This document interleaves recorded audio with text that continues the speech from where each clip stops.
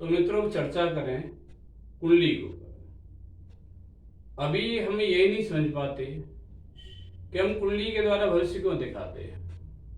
कुंडली क्या है, किसे कहते हैं कुंडली? लोग कुंडली की बात तो करते हैं लेकिन ये नहीं समझ पाते कि कुंडली का सारा भविष्य देखने के लिए क्यों लिया जाता है। मैंने पहले एपिसोडों में बताया था आपके लिए, शायद दूसरा तीसरा एपिसोड होगा, कि राशि कैसे बनती है और कितनी डिग्री की होती है कि राशि, उसके बारे में चर्चा की थी। आप पहली वीडियो में देखोगे तो आपको पता लग जाएगा, आसानी से मिल जाएगी। तो वो राशि, और मैंने ये बताया था पूरी पृथ्वी को राशि चक्र के अनुसार, भट चक्र के अनुसार 12 राशियों में बांट दिया गया है।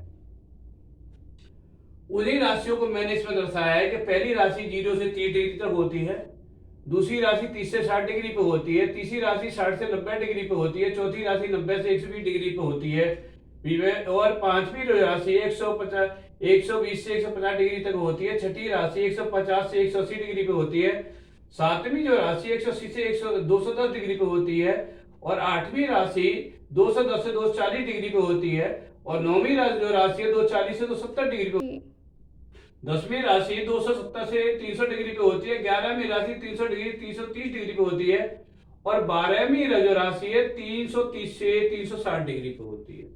पृथ्वी का पूरा जो भौगोलिक है 360 डिग्री का है। अगर हम कुंडली की बात करें तो पूरी जो कुंडली हमारे जीवन की बनाई जाती है वो पूरी पृथ्वी का एक मानचित्र होता है, एक नक्शा होता है। अब कुंडली का सहारा क्यों लेना पड़ता है, समझने वाली बात है। अगर हम पहले भाव की बात करें इसकी लगन की, ये पहला भाव जो यही कालपुरुषी कुंडली है, इसे कालपुरुषी कुंडली भी कहते हैं। तो पहले भाव की इसकी बात करें तो यहां पर कोई बिंदु स्थित होता है।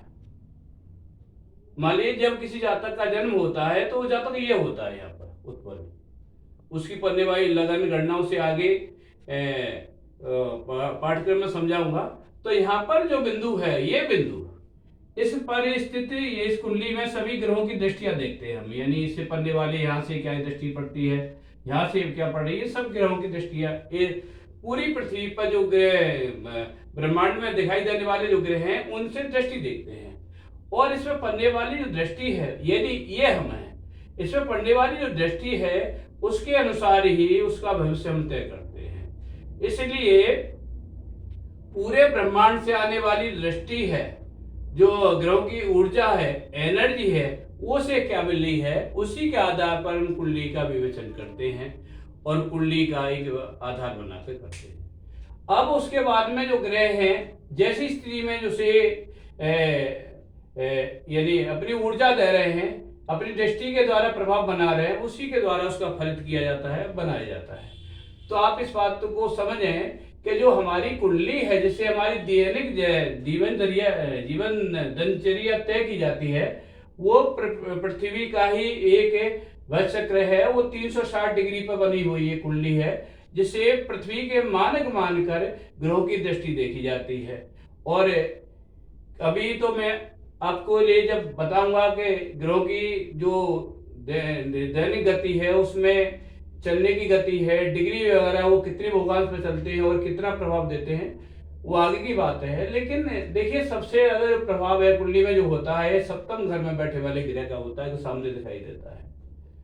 तो इसलिए ये कुंडली, केवल मैं आज को इतना ही बेस बताना चाहता हूं कि आप कुंडली को समझे, कुंडली होती क्या है। बाकी कुंडली, इस कुंडली के दो भाग माने गए हैं। ये जो ये लगन कहते हैं, इसे, इसको लगन कहते हैं, और ये त्रिकोण होते हैं, यानी पहला, पांचवा, नमा, इनको त्रिकोण कहते हैं। पहला, चौथा, सातवां, दसवां, इसे केंद्र कहते हैं।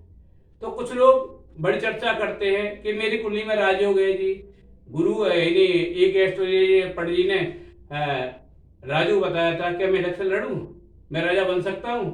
तो देखिए राजयोग क्या है, आप थोड़ी सी चर्चा बढ़ती आगे। तो राजयोग क्या है, ये केंद्र, ये हमारे केंद्रक है, पहला, चौथा, सातवां, दसवां, ये त्रिकोण है, यानी त्रिकोण में पांचवा, नमा, दसवां, ये त्रिकोण है। केंद्रक और त्रिकोण का जो योग है, मिलन है, उसे राजयोग कहते हैं। तो जरूरी नहीं है कि आप किसी एस्ट्रोलॉजर ने राजयोग बना दिया तो आप पार्लियामेंट में ही पहुंच जाएंगे। राजयोग का मतलब यह है कि उससे संबंध जो ग्रह है, जो योग बना रहा है, उससे संबंध सुख सुविधाएं मिलेंगी।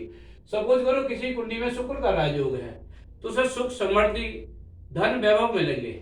ऐसा नहीं है कि वो पार्लियामेंट में पड़ जाएगा, प्रधानमंत्री बन जाएगा। या गुरु का राजयोग है तो या तो विद्वान होगा, पढ़ा लिखा अच्छा होगा। तो इन बातों को समझने की जरूरत है। बड़ी भ्रांति में लोग रहते हैं। तो मेरा कहने मतलब ये है, कुंडली की आवश्यकता इसलिए है, इस पर ध्यान दिया जाए। राजयोग क्या है, यानी परिस्थितियां, राजयोग क्या है इसे समझा जाए, कुंडली की परिस्थितियों पर ध्यान दिया जाए, ज्योतिष को समझा जाए, परिस्थिति क्या बनती है उनकी विवेचना किसी अच्छे एस्ट्रोलॉजर से कराया जाए।